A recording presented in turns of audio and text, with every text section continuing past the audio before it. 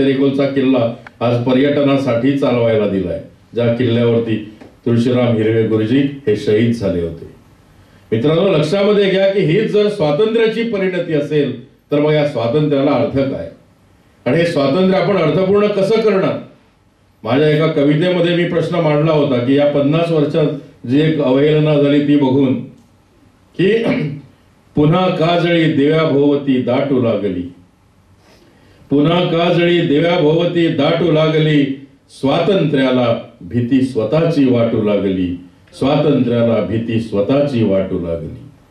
कशी विषारी फळे उगवली या फांद्यावर, कशी विषारी फळे उगवली या फांद्यावर, झाडे आपुल्या फांद्या स्वतः छाटू लागली, स्वातंत्र्याला भीती स्वतःची दाटू लागली.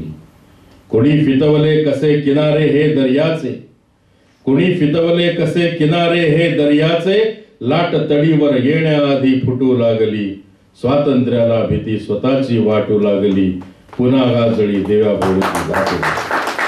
देव्याभोवती ही काजळी दाटते, कारण अनेकदा सत्य बोलण्याची हिंमत आपण करत नाही, किंवा अनेकदा परिस्थिती अशी होते की सत्य बोलण्याचं धाडस आपण करत नाही.